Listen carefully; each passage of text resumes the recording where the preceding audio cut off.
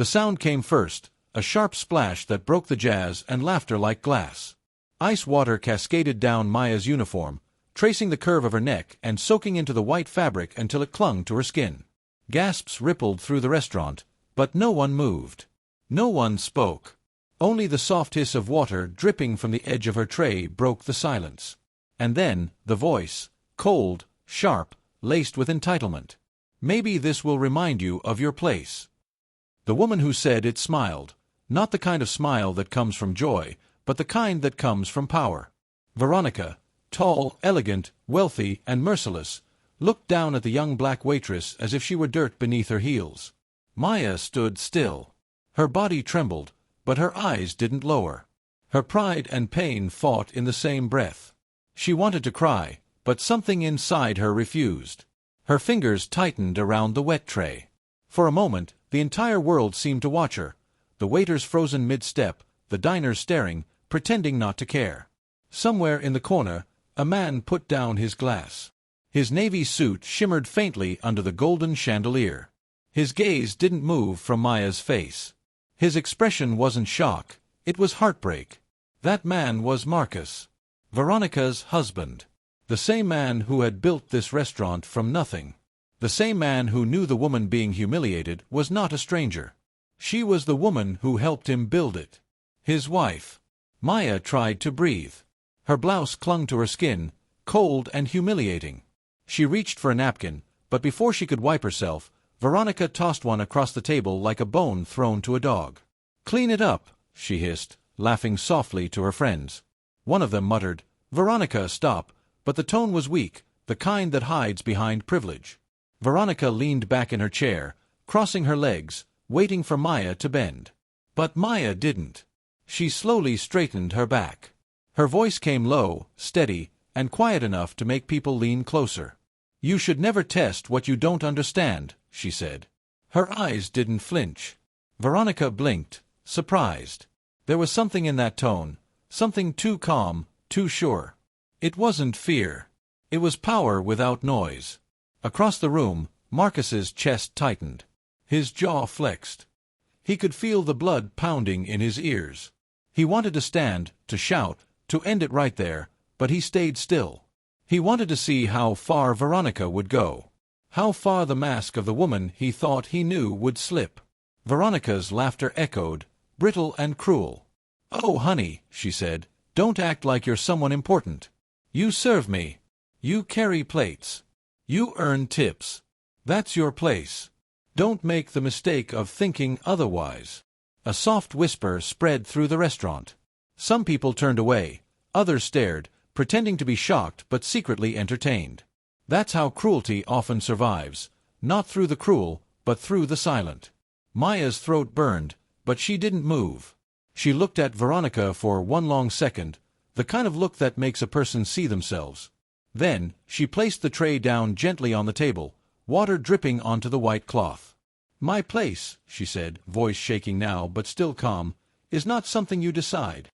The air changed. Even Veronica felt it. That unexplainable weight that falls when truth enters a room. Her smirk faltered, just a flicker, before she caught herself. "You're lucky I don't have you fired," she spat. At the far end of the room, Marcus's glass cracked in his hand. He couldn't stay seated anymore. But before he could rise, Maya took a slow step back. She wasn't going to fight. Not here. Not like this. Because deep down, she knew, the moment you meet hate with anger, you give it power.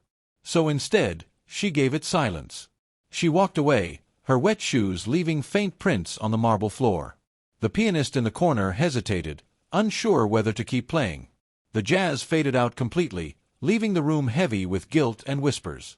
Veronica picked up her drink, pretending nothing had happened. "Some people are so dramatic," she murmured. But her voice trembled slightly now, though she didn't know why. Maya disappeared through the kitchen doors, the staff glancing at her but saying nothing.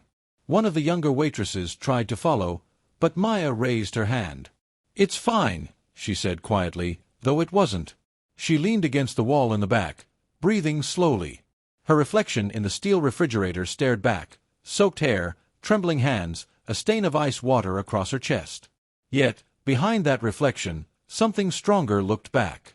Something that refused to break. In the dining room, Marcus finally stood. His chair scraped the floor with a deep sound that drew every eye.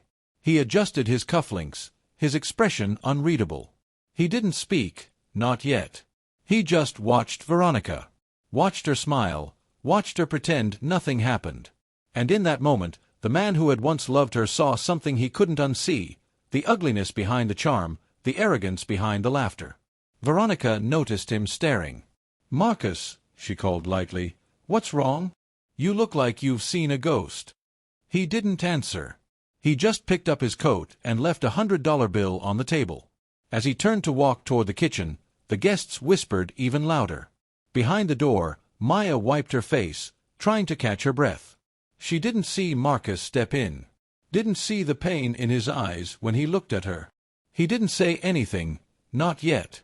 He wanted to understand her strength, that quiet fire that held her together. "Are you okay?" he asked finally, his voice low. Maya nodded, though tears still shimmered on her lashes. "It's fine," she said again. He knew it wasn't. But he also knew she wouldn't let this break her. Back outside, Veronica sipped her wine, smiling as if she'd won something.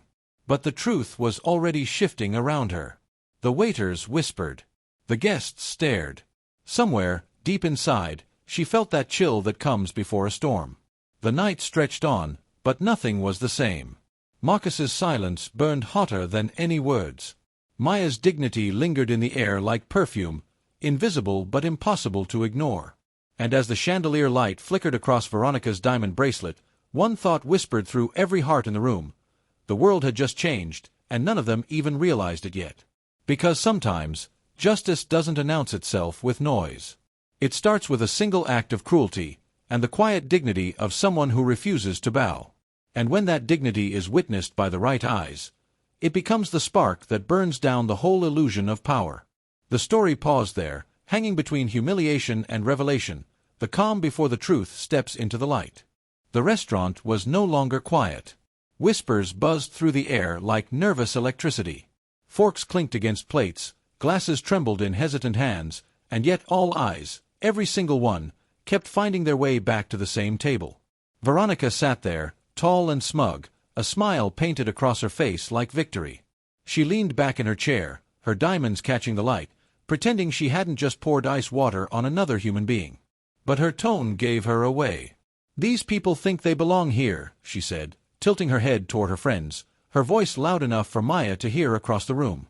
Her laughter cut through the tension like glass shattering. Maya stood a few tables away, drying her hands with a towel, her eyes fixed on nothing and everything at once. Her face was calm, but her soul trembled. She had worked in this restaurant for years, building it with her husband from the ground up, brick by brick, dream by dream. She knew every tile, every table, every smell in that room. Yet at that moment, it felt foreign, like she was a stranger in a place she helped create. She could still feel the cold of that water on her skin, but what hurt more was the weight of silence around her.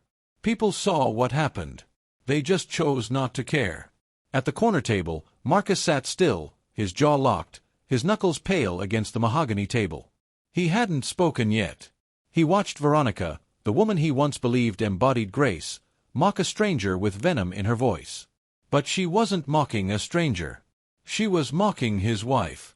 He had married her believing in the illusion of class, not realizing how easily wealth could disguise cruelty. Now, sitting there, he saw it all, every word, every smirk, every ounce of ugliness that money had helped her hide. He wanted to rise, to end it, but he didn't. Not yet. Something in him wanted to see how far she would go when she thought no one important was watching. "Respect costs nothing," Maya said quietly as she passed near Veronica's table. Her tone was steady, but her words carried weight. The room froze. Veronica turned her head sharply, her smile returning like a weapon. "Respect," she echoed, leaning forward. "You should be grateful to serve me. That's respect." She laughed again, her friends joining hesitantly. The laughter wasn't full, it was forced, uneasy, the kind that people use to hide their shame. Marcus's hand tightened around his glass until it creaked.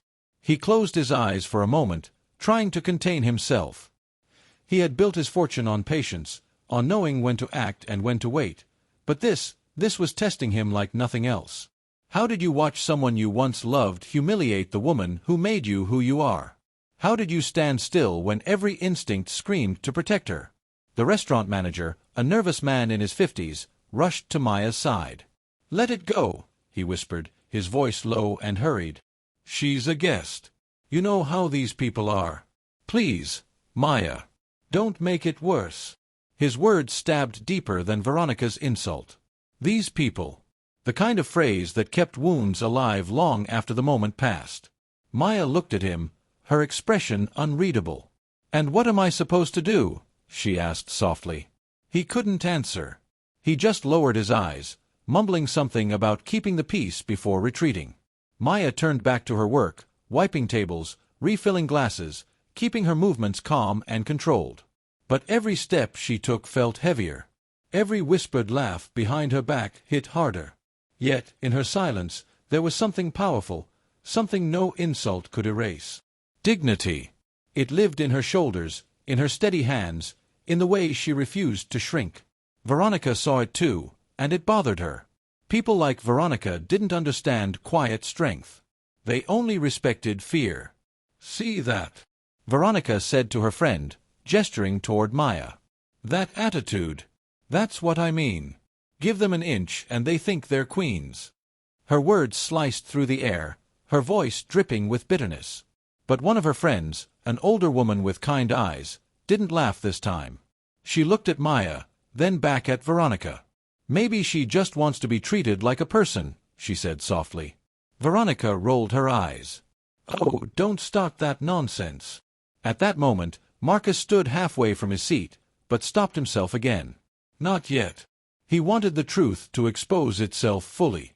He wanted the whole room to see it, not because he needed revenge, but because he wanted every witness to remember this night. The night when cruelty met its reflection. Maya felt his eyes on her. She didn't know it was him, not yet, but she could feel the heat of someone watching her, not with judgment, but with understanding.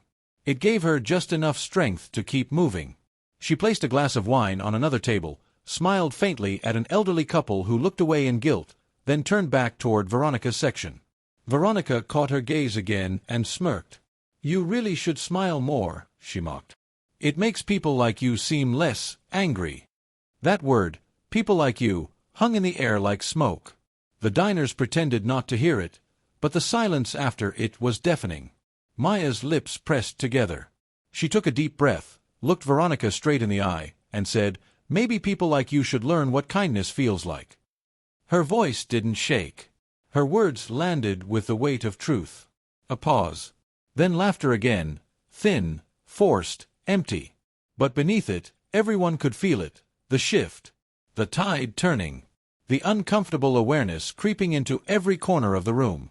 The realization that what they were witnessing wasn't just a dinner scene, it was cruelty dressed in diamonds. Maya stepped away before Veronica could reply, heading toward the kitchen. She needed a moment to breathe. Behind her, the sound of clinking glasses returned, but the mood had changed. Every person in that room had seen something ugly, and though most would pretend to forget, some never would. Marcus's patience was breaking. He had waited long enough. He looked at Veronica one last time, saw her smirk, her arrogance, her complete lack of shame, and in that instant, the love he once felt for her died quietly inside him. What replaced it wasn't anger. It was clarity. Veronica picked up her drink again, oblivious. "These waitresses," she whispered to her friend, "always think they deserve respect." Her friend didn't answer. She just stared at her, a faint trace of disgust in her eyes. For the first time, Veronica noticed. "What?" she asked, defensive. The friend shook her head. "Nothing. Just, maybe you went too far." Veronica laughed bitterly. There's no such thing as too far when people forget their place. But as she spoke those words, Marcus rose slowly from his seat. The chair scraped the floor, the sound slicing through the air. Every head turned. Every breath held. The calm before the storm had ended. And though Veronica didn't know it yet, the world she lived in, the one where she thought money made her untouchable, was about to crumble with a single truth. Because when dignity meets arrogance under the same roof, one always has to fall. The sound of that chair scraping across the marble floor silenced everything. Every whisper, every half-hearted laugh, every clink of a wine glass, gone. Marcus stood up slowly, his tall frame casting a long shadow across the restaurant's polished floor. The golden light from the chandelier hit his face, and for the first time that night, everyone saw the quiet fury in his eyes. He wasn't shouting. He didn't need to. His presence alone froze the room. Veronica looked up, half irritated, half curious. "Marcus," she said, her voice lilting, unsure. "What are you doing?" He didn't answer. He walked forward, slow and deliberate, each step echoing through the silence. The air thickened. Even the waiters stopped moving. Marcus stopped in front of Veronica's table and looked down at her, his expression calm, too calm. "Enough," he said, his voice low but powerful, the kind of tone that makes the whole room listen. Veronica blinked, startled. "Excuse me," she said, forcing a laugh. "Marcus, darling, this isn't your concern," but her voice faltered when she saw the look in his eyes. It wasn't the look of a husband defending his wife. It was the look of a man who had just seen the truth of someone he thought he knew. The guests looked between them, sensing something unraveling. "What's wrong, sweetheart?" Veronica asked, her voice tightening. "You're making a scene." Marcus leaned closer, his words slow and cutting. "I didn't make the scene, Veronica. You did. I just watched you destroy yourself in front of everyone here." The color drained from her face. "Destroy myself? What are you talking about?" He gestured toward the table beside them, where Maya stood frozen near the kitchen door, her apron still damp, her eyes wide with disbelief. "Because this woman," he said, his voice now carrying through the entire restaurant, "isn't your waitress. She's the co-owner of this place." The gasps came immediately. "And she," he paused, letting the words fall like thunder, "is my wife." For a second, no one breathed. Veronica's hand trembled around her wine glass. What did you say?" she whispered, as if she couldn't have heard him right. Marcus didn't repeat himself. He didn't need to. The truth filled the air, cold and sharp. Maya's eyes widened, her lips parting in shock. She hadn't expected this. She hadn't wanted this. But in that moment, the silence between them said everything words couldn't. Veronica's voice cracked. "You married her." She pointed at Maya like she was pointing at something unthinkable. "A waitress." Marcus took a step closer. "No, Veronica. I married a woman who stood by me when I had nothing. When I was broke. When I was building this dream brick by brick. She believed in me before anyone did. She designed this restaurant. She trained the staff. She built what you just called your place." He leaned in, his tone steady but filled with quiet fire. "And you just walked in and poured water on her like she was beneath you." The restaurant was dead silent except for the sound of Veronica's uneven breathing. Her eyes darted around, looking for support, but none of her friends met her gaze. They were all staring at their plates, ashamed. The same people who had laughed with her minutes ago couldn't look her in the eye now. She swallowed hard, trying to steady her voice. "Marcus, I didn't know. I thought she was." "Exactly," he cut in, his voice sharp now. "You didn't know. You didn't care. You saw a black woman serving you and decided she was less than you. You didn't ask her name. You didn't see her humanity. You just saw what you wanted to see." Maya's eyes filled with tears, but she didn't move. She stood tall, proud, her dignity unbroken. The very strength that had kept her silent through the humiliation now filled the room like light. Veronica's hands shook. "Marcus, please," she whispered. "Don't do this here." Marcus straightened. "Do what, Veronica?" "Tell the truth. The truth should never need a private room." His voice softened, but the pain in it ran deep. "You know, I used to think elegance was about clothes, posture, manners. But tonight, I learned something new.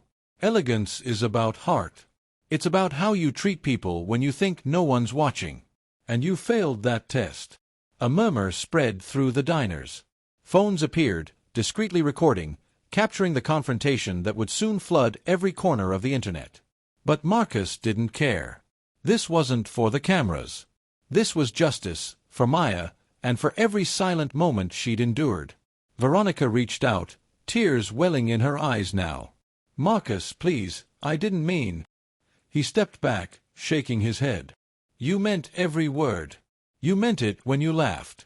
You meant it when you called her, these people. You meant it when you thought your money made you better." His voice softened into something sadder. "The truth is, Veronica, you're the poorest person in this room. Poor in compassion. Poor in character. Poor in soul." The room felt heavier than before. Veronica's tears spilled, but Marcus didn't flinch. He turned toward Maya, his eyes softening as he walked toward her. She tried to speak, but he lifted a hand gently. "You don't have to say anything," he whispered. "They've heard enough." Maya shook her head. "I didn't want to embarrass her," she said quietly. "I just wanted to walk away." Marcus smiled faintly. "You didn't embarrass her, Maya. Her own actions did that. You just showed her what grace looks like." Behind them, Veronica covered her face with her hands. The woman who once commanded every room now sat small and shaking. The same hands that poured water minutes ago now trembled, desperate to hide. Her friends avoided her eyes, pushing their plates away, wishing they could disappear. Maya and Marcus stood together, side by side, and for a moment the room seemed to hold its breath. It wasn't just a reunion. It was a reckoning. The truth had a way of leveling every table, stripping away the fake shine until all that was left was character. Marcus turned back one last time. "To anyone watching," he said softly, "remember this, the way you treat people you think can't do anything for you, that's who you really are." His words hung in the air like gospel. Then he placed a hand on Maya's back and led her out of the room. As they walked toward the door, the crowd parted silently. No one dared speak. The sound of their footsteps was the only thing that moved. Outside, the night air hit them like freedom. Maya exhaled, her body shaking now that it was over. "You didn't have to do that," she whispered. Marcus looked at her, his expression tender. "Yes, I did. The world needed to see the truth." Inside, Veronica sat alone. The same restaurant that had once applauded her now stared at her with quiet judgment. Her reflection in her wine glass showed not elegance, not power, but emptiness. And in that silence, one truth echoed louder than any word spoken that night. Arrogance collapses the moment dignity stands tall. Morning came not with peace, but with echoes of the night before. The city hummed with whispers, the restaurant stood beneath 1,000 flashing cameras, and Maya's name was on every tongue. Overnight, the world had seen the video, a white woman's cruelty, a black woman's grace, and a millionaire's truth revealed in the most public way possible. The headline screamed, "Restaurant owner's wife humiliated, only to be the co-owner herself." But inside the restaurant, Maya walked in quietly, as if nothing had happened. Her steps were soft, her posture calm, her heart steady. Because while others were chasing attention, she carried something far more powerful: peace. Her co-workers stopped in silence as she passed. Some hugged her, some whispered, "We saw the video." But Maya only smiled. "Let's just make today better than yesterday," she said softly. It wasn't pride that moved her, it was purpose. She knew the world had seen her pain, but she wanted them to remember her strength. The camera would follow her as she tied her apron again, placed fresh flowers on the tables, and lit a single candle near the corner window, the same window where her husband had sat when everything changed. Meanwhile, miles away, Veronica sat in her mansion, alone. The morning light filtered through her curtains, but it brought no warmth. Her phone buzzed non-stop, messages from tabloids, former friends, business partners. But not one of them was kind. Not one of them asked if she was okay. They just wanted a quote, a soundbite, a reaction. She turned on the TV, and there it was again. Her face, her voice, her cruelty replayed from every angle. The splash of water, the sneer, the words, "Maybe this will remind you of your place." Over and over, like a punishment she couldn't escape. Her reflection in the screen looked older now, colder. She whispered to it, "What have I done?" But the room didn't answer. For the first time in her life, She felt what Maya had felt, isolation. Not because of color, but because of choice. She had built her world on appearances, not compassion. And now, those appearances were gone. Back at the restaurant, Marcus arrived just before noon. He wore the same navy suit, but his presence was softer now, less power, more peace. He found Maya arranging glasses, her hands steady as ever. For a moment, he just watched her, humbled. He'd always admired her strength, but now he understood it differently. She didn't fight the world with anger. She transformed it with grace. "You shouldn't be here today," he said quietly. "You deserve a break." She looked up, her eyes calm. "If I stop now, then that woman wins. This place is my home. And no one's hate can take that from me." Marcus smiled faintly. "You always knew who you were," he said. "Even when the world tried to tell you otherwise." Maya nodded, glancing toward the window where sunlight poured in. "Because dignity doesn't come from how people treat you," she said. "It comes from how you treat yourself and others." The camera would linger on that line, soft music rising beneath it, a mix of sorrow and strength. Later that day, reporters stood outside, hoping for a statement. Marcus stepped out first. He faced the microphones not as a millionaire, but as a man trying to restore something sacred. His voice was calm, deliberate. "Power," he said, "is not proven by who you can humiliate. It's proven by who you choose to protect." The words spread faster than the scandal itself. They were printed on headlines, echoed across social media, and spoken in classrooms and boardrooms alike. Because in a world obsessed with power, kindness had finally spoken louder. Inside, Maya continued working. She didn't need to speak to cameras or explain herself. Her truth was already visible. Every smile she gave to a customer, every calm breath she took, it was her quiet rebellion. Her triumph. And far away, in her lonely mansion, Veronica sat by her mirror. The pearls around her neck felt heavy, meaningless.